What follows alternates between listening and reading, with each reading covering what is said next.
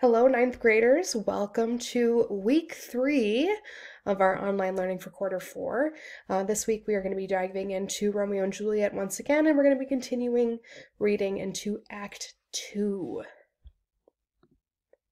So just as a check-in here, I would love to know how your first week of reading of Romeo and Juliet was. I wish we could talk about it all as if we were in class, but things don't really go that way with remote learning. Looking over quiz scores, they seem to be really great. So good job with that, everybody. Remember that you can use your resources. That was a note at the top of the quiz. So the resources in terms of your study guide or looking back at the text or whatnot. Be smart about it.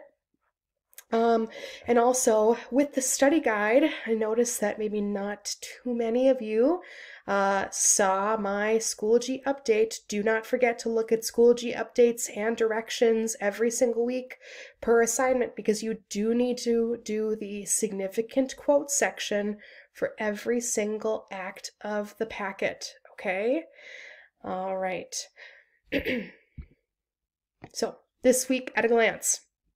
We're pretty much sticking with the same formula that we worked with last week. That means that I suggest this week that you spend Monday through Wednesday reading Romeo and Juliet Act 2, okay? It is around 36 minutes of audio, so I would recommend just breaking that up between Monday and Wednesday or getting it all done in one day. That's totally fine as well. Listen to the audio while reading along with the PDF. That will help you the most. If you're still lost after that, feel free to utilize in the resource folder, you can look up No Fear Shakespeare, and that's the modern day translation right next to the old-fashioned original text. Thursday, you can join in for an optional Google Hangout where I basically go through everything that you've read that week. I think that's a really great resource to use, especially right before you take the quiz, just because I go over information that can be found on that quiz. If you're feeling confident, though, no need to meet up in the optional Google Hangout, but I will put that link on our Schoology page and also in a Google update closer to Thursday. And that Thursday meeting will be at 9 a.m. And then on Friday, you will have to complete the study guide for Act 2, and you will have a quiz on Act 2, just like last week, where both items will be due at 11:59 p.m. Okay? Alrighty.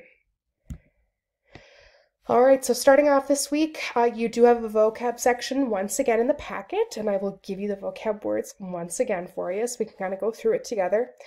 Starting it off, we have the word cunning, which means being sly or deceitful. Okay, so usually like the villain of the story can be very cunning. And also vile, which is our next word, which means morally bad or wicked. We also have predominant, which means strongest or the main element of something. Unwieldy is difficult to carry or move. And then we have a theater term. It is soliloquy. So that's when a character speaks their thoughts out loud to the audience while no other character can hear. Shakespeare is super well known for a lot of soliloquies. You may have heard of like the Hamlet soliloquy starting with to be or not to be. That is the question. Okay, that's a character's thoughts being said out loud as if they were in their own head, but it's just for the audience to hear. And then finishing up vocab, we have words like wherefore, which does not mean where, it actually means why. Okay, so you will hear perhaps one of the most famous lines from Romeo and Juliet this week, which is Romeo, Romeo, wherefore art thou Romeo? Okay, so make sure you pay close attention to that line. You'll also hear words like anon, which means soon or shortly, brine, which means salt water, feign, to act or imitate deceptively, and to countervail, which means to act out against with equal power. All right, now we're getting into what to expect this week as you read or listen along. Just like with Act 1, we actually start off with a prologue. So this is where the chorus returns. Remember, the chorus is kind of the truth-telling character, the character who doesn't really have a stake in the play, but he or she is there to either recap things for us or to foreshadow events. So the chorus is back to give us a recap and is also going to tell us that Romeo is on his way to speak to Juliet about his love for her. And that is about a minute long. Then we've got Act 2, Scene 1. The audio is about only a few minutes, and this is actually right after the party where we left off last week.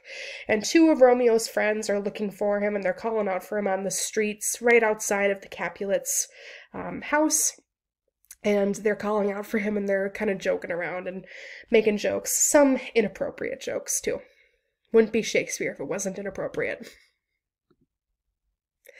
All right, now we get to a longer scene. It's about 10 minutes long. This is perhaps the most famous scene in Romeo and Juliet, and it is the balcony scene. So we've got Juliet on the top of her balcony, and we've got Romeo below, kind of in the orchards of the Capulets' household. Okay, so Romeo and Juliet, they talk to each other about their love for one another.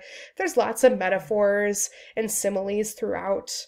And near the middle to the end, as they are talking, they decide to get married. Yep, they've known each other for just a mere few hours. Juliet is only 13 currently, and they think it's a great idea to get married. Huh, what fun. All right. Act 2, Scene 3, Romeo the next day, he's been up all night long, and he goes to see Friar Lawrence, a religious figure in town, to kind of have a heart-to-heart about Romeo's choices, and Romeo kind of fills him in on what happened the night before, and Romeo asks him a huge favor, so please pay attention to what that is. That is a question in your study guide. All right, Act 2, Scene 4, we're back out on the streets, and this is when Romeo meets up with his friends Benvolio and Mercutio, and they're continuing their joking around. I would say that, Romeo, when he meets up with his friends like normal, they always kind of joke. That's their typical thing to do. Many inappropriate jokes also follow. And then we also see the nurse come along because she needs to speak to Romeo. Juliet has sent her to kind of figure out what's going on, and Romeo tells the nurse what his master plan is. And the nurse is basically the messenger here, relaying messages back and forth between Romeo and Juliet. All right, Act 2, Scene 5, we're getting close to the end here. Juliet has been in her house waiting for hours and hours for the nurse to deliver news from Romeo. When the nurse returns, she kind of stalls for a really long time, complaining about a lot of different ailments that she has, so try to catch them all because those are questions in your study guide. And then eventually the nurse does tell Juliet the master plan that Romeo came up with. All right, we are at the very end of Act 2, which is Act 2, Scene 6. Just about 2 minutes long here. We first see Friar Lawrence giving Romeo some advice on love and marriage because Romeo and Juliet at the end of Act 2 are married, which is insane when you think about it. But yes, there's still 3 acts left in the play, so what could go wrong? Plenty of things. Plenty of things could still go wrong. All right, and then I'm going to leave you all today with an example of a significant quote, just because I got a lot of questions last week. I mentioned it both on Schoology, on our Schoology page, and in the updates that you must do the significant quote section of your packet for a chance to get full points, so please make sure that you're completing that. This example is actually the first significant quote of the packet for this week, so you can feel free to write down my answer here. So the quote goes, "Now old desire doth in his deathbed lie, and young affection gapes to be his heir." So first off, we ask, of course, who is the speaker?